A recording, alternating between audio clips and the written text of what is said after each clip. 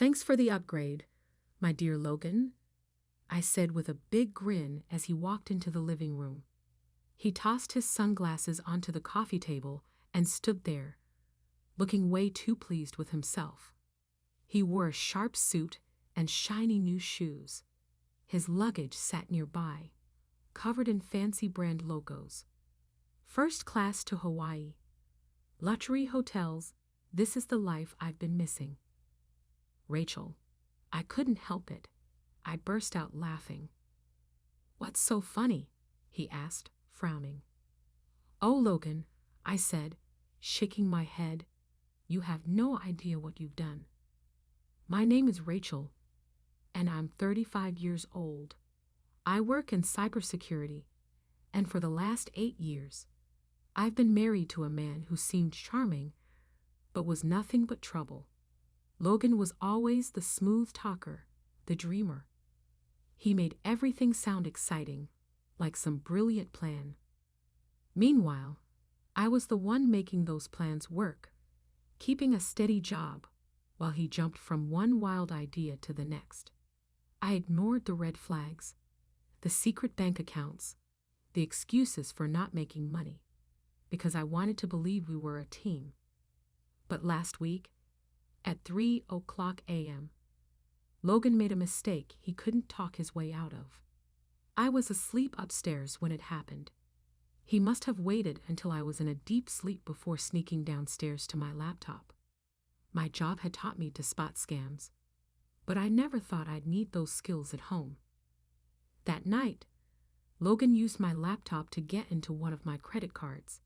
He copied the details, took pictures with his phone, and then slipped back into bed, like nothing had happened. The next morning, as I drank my coffee, my phone started buzzing with alerts. I opened my banking app and froze. Nearly $8,000 in charges, designer clothes, expensive watches, first-class flights to Hawaii, and then it hit me. Of course, it was Logan, but instead of panicking, I smiled. The card he used wasn't a personal account. It was a fake credit card linked to a training program. I work for a company that specializes in fraud detection, teaching businesses how to spot and stop financial crimes before they spiral out of control. Every single transaction on certain flagged accounts sends an automatic alert straight to the authorities. It's a system designed to catch even the sneakiest criminals. Logan had no idea. He just walked straight into the perfect trap. That morning, my phone buzzed with an alert. A high-risk transaction flagged on one of our test accounts. My stomach dropped as I read the details. Logan, my own husband. I called my lawyer, Olivia, right away. You're not going to believe this, I told her, recounting everything as quickly as I could. She didn't even try to hold back her laughter. Wait, let me get this straight, she said between chuckles. He stole a dummy card, the one linked to fraud detection. Exactly, I said, unable to keep the satisfaction from my voice. I don't think he had a clue what he was doing. He probably thought he was being clever. Clever? Olivia snorted. Every charge he makes is going to set off alarms. Has law enforcement reached out yet? Not yet, I said, but it's only a matter of time. For the next few days, I stayed quiet, waiting to see just how far Logan would take this. Then 3 days later, I found a note on the kitchen counter. Taking some time for myself. Don't wait up. I knew exactly what that meant. He was using my stolen money to live it up somewhere extravagant. Each night, I watched the fraud alerts roll in. High-end restaurants, 7-star hotels, luxury shopping sprees. Each notification felt like a small victory. He thought he was getting away with something. He had no idea he was only tightening the noose around his own neck. On the 4th day, my phone rang. Miss Timothy? A voice said, "This is Wayne Rooney from Federal Investigations. We've identified significant fraudulent activity linked to your account. Do you know who might be responsible? I didn't hesitate. Yes, I said. My husband. There was a pause. Your husband? I explained everything: how the card was part of a cybersecurity program, how Logan had unknowingly used a flagged test card for his grand escape. Wayne Rooney let out a low whistle. That's a new one, he said. We'll need a formal statement, but based on what we've already flagged, he's in serious trouble. By the time Logan strolled back through our front door, his ego bloated from a week of indulgence, I was ready. He stepped into the living room like nothing had happened, wearing the spoils of his stolen spree: designer clothes, expensive accessories, even a new watch. Thanks for the upgrade, he said with a cocky grin. You really outdid yourself this time. I smiled back, crossing my arms. So did you. And just like that, the doorbell rang, right on cue. Logan's face fell as he opened the door to find 2 federal agents waiting. Mr. Timothy, one of them said, we need to have a word with you. And just like that, his little joyride came to a screeching halt. I couldn't hold back my laughter. It bubbled out of me before I could stop it. Logan frowned, clearly expecting me to be angry. What's so funny? He asked, his voice sharp. Oh, Logan, I said, shaking my head. You're about to find out. He dropped his fancy duffel bag onto the floor with a loud thud, looking smug. Seriously though, Rachel, he said, shrugging off his expensive jacket and tossing it over the couch. You should have told me about the card sooner. Just imagine how much fun we both could have had. I leaned against the kitchen counter, crossing my arms. And how exactly did you think this was going to end? He smirked, kicking off his shoes like he didn't have a care in the world. You're always so uptight about money. It's not like you couldn't afford it. I figured you'd get over it once you saw how happy it made me. His confidence would have been annoying if it wasn't so ridiculous. I bit back another laugh, knowing that every word he said was just digging him in deeper. So the watches, the flights, the 7-star hotels, I asked, raising an eyebrow. You thought all of that was just a gift for me. I thought, he said, pointing to himself. I knew it. It's about time you loosened up a little. I smiled, but it was the kind of smile that told him nothing. I didn't have to say a word. As soon as Logan disappeared into the shower, humming some out-of-tune song, I picked up my phone and sent a quick text to Olivia. He's back, ready to move forward. Her reply came instantly. Perfect. I'll call Wayne Rooney. For the past week, Olivia and Wayne Rooney had been building the case against Logan. Every single transaction he made had been tracked and recorded, from the designer stores to the luxury hotels in LA. Logan thought he was untouchable. He had no idea he had walked straight into a trap. Wayne Rooney had told me during our last call, the fraud alerts have already triggered a full investigation. We can bring him in any time, but I suggest letting him feel safe for now. The more confident he is, the better. And now Logan was more confident than ever. He had no clue that his world was about to come crashing down. I listened to Logan's off-key singing echo from the bathroom. I felt strangely calm. For years, I had let him take advantage of my trust, my kindness, and my stability. But this time, he was finally going to face the consequences of underestimating me. A few minutes later, Logan walked out of the bathroom, wrapped in a plush towel, grinning like he had no worries in the world. He flopped onto the couch, completely relaxed. You should have seen LA, he said, digging into his bag and pulling out a shiny gold watch. The shops, the restaurants, it was like a dream. Sounds amazing, I said, leaning against the doorway. Tell me more." That was all the encouragement he needed.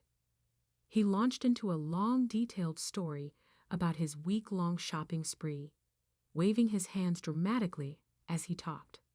He went on and on about expensive meals, designer stores, and how the champagne at some fancy rooftop bar was just perfect.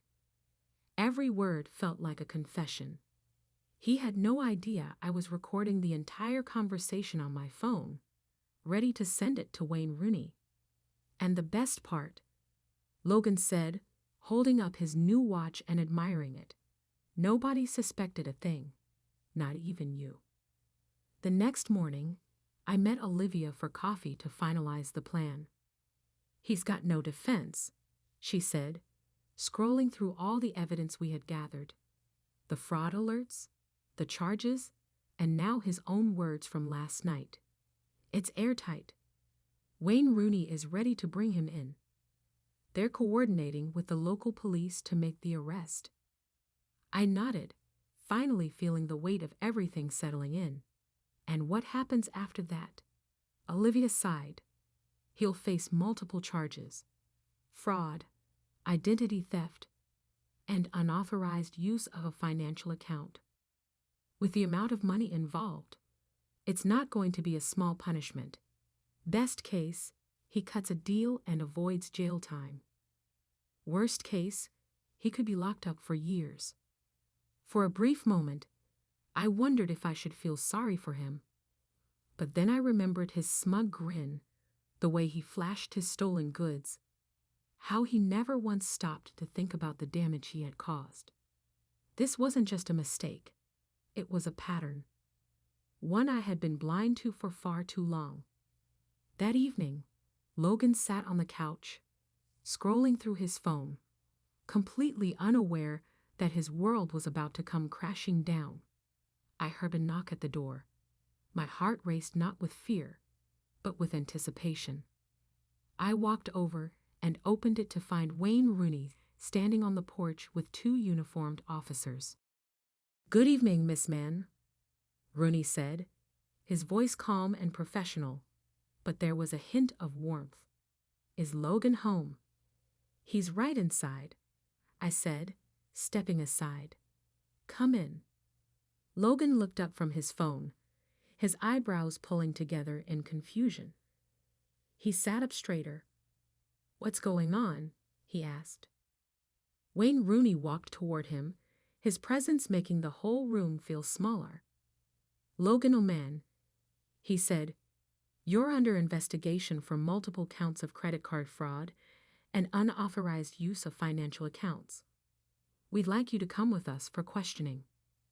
Logan's face turned pale. His confidence disappeared in an instant. "What? No.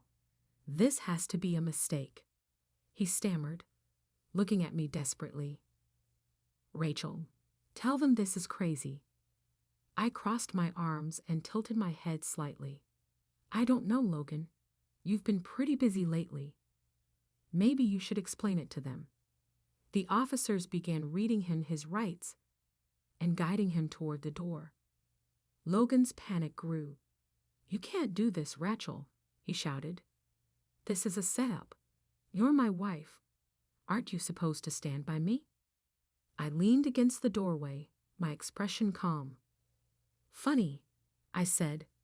"I thought husbands weren't supposed to steal from their wives. Guess we're both learning something today." Logan's face twisted with anger and desperation. "You won't get away with this." I smiled. "Oh, Logan, I already have."